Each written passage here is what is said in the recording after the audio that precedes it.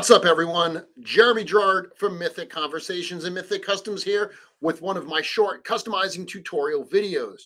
Today, I want to talk a little bit about paints. And the reason for this video and this topic today is because I recently saw a post that was made in the Mythic Legions Cabal where someone asked, a new customizer asked, a question of seasoned customizers, existing customizers. What tips would you have for new painters and new customizers, specifically new painters? And there was a lot of really great advice in there. But one piece of advice that I saw a couple different people give actually conflicted with each other. So there were a number of customizers, myself included, that one of the tips we gave was to invest in some quality paints up front. There were other customizers that suggested actually the exact opposite. And they suggested going to a craft store and buying some of the cheap $1, $2 paints, getting a bunch of those to begin testing and painting with. Neither of these are wrong, but they are definitely two different schools of thought. And I've seen a lot of people talk about both. So let's define what we're talking about here. When we talk about the more expensive paints, specifically with Mythic Legions customizing, we're talking about either Vallejo, which is my preferred brand, or typically Citadel. Now, these are both acrylic paints. Regardless of whether you're using the less expensive paints or the more expensive paints, when it comes to Mythic Legions customizing, you're looking at acrylic paints, okay? Not enamels, not like the kind that you would use on like hard models. Enamels, you're not looking at those, you're going for acrylics.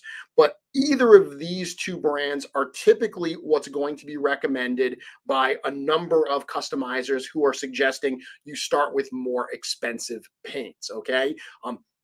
These really, the decision between these two, it's usually based on what you start with. I started with Vallejo, so that's tend to be what I like to use, although I've used plenty of Citadel in the past. Citadel's a great brand as well. They both have tons of color options, tons of different kinds of paints that you can work with. Now, on the flip side, when we talk about the lower cost, what I like to call craft store paints, there's a number of different brands. Craft Smart is one. Folk Art is a very popular one. I've got some DecoArt here. I've got some Delta. Apple Barrel is another very popular one as well. These type of paints you're going to find at craft stores. They're going to run you probably about $1 to $2 a bottle. That's what you're going to get. And if you look and you compare the size of this to a bottle of Vallejo, you get a lot more in one of these jars of paint, one of these tubes of paint for a lot less money. So the question becomes, is there a difference? Are the more expensive paints better than the lower cost paints? The answer is unequivocally yes. The better paints, the more expensive paints are better paint. Now, before you flame me, before everyone hits up my comments and say, oh no, you can get just as good a paint job with the cheap paints as you can with the expensive ones. Hear me out. I agree with you. You absolutely can use these cheap paints and get the exact same kind of end result as the expensive paints. That's not what we're talking about here. These paints, if you know what you're doing, if you are a seasoned painter, you know how to water them down to thin the paints, you know how to apply very thin coats and multiple coats of that very thin coverage to build up the paint, you can absolutely use these and get the exact same results that you would get with the more expensive paints. That's not the question. The question is, wasn't which paint is better? Which paint gives a better end result? The question was, what paints would you recommend for someone who's new? For that application, that is why I recommend the more expensive paints, because they tend to go on smoother right out of the bottle. They don't require as much skill for you to get a good end result. And that's really what the reason whenever I speak to new customizers, that's why I always recommend the more expensive paints, because I feel like out of the bottle, they fight against you a little bit less. Now, an example I always like to use is actually around my ukulele, or ukulele if you're so inclined. I started playing ukulele a number of years ago. And when I decided to pick up the instrument, rather than go with a very inexpensive, cheap instrument, I bought one that was a little more expensive. Now, I looked up ukuleles at the time, and you could get them for $25, $50, right? This is one, it's by a company called Luna. It's made of koa wood. It's a really nice piece. It was about $500 when I bought it a number of years ago. So it was like 10 times more expensive than the cheaper model I could have purchased. The nice thing about it was once I started playing, I didn't have to fight against the instrument to get a good sound out of it. If I would have started with one of those cheaper instruments, it would have been a lot harder for me. And I know this because after I started playing, my two kids decided they wanted their own ukuleles.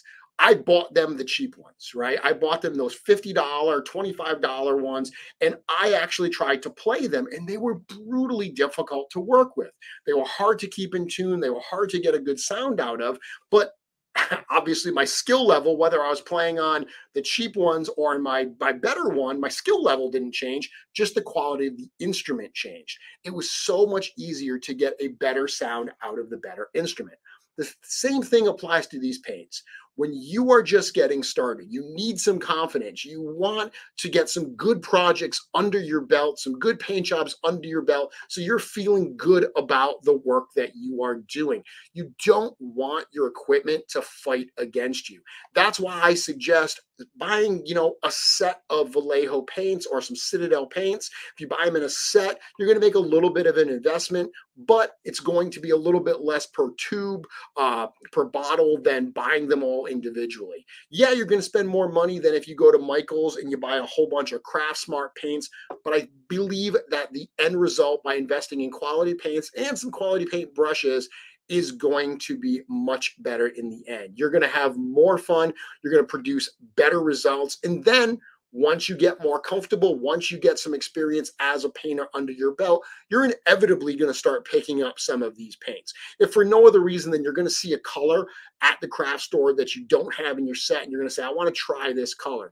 Then at that point, you've already gotten some skills down. You've already, gotten comfortable with how to use the brush, how to use paints. You're going to be much better suited to using those lower cost paints, but still getting that really good end result. That's what I want to talk about today. Absolutely, both paints can produce wonderful results, but from my perspective, if you are starting out, I would unequivocally suggest starting with the better paints. Tell you what, why don't I bring you home? Why don't I get you out with a little bit of music?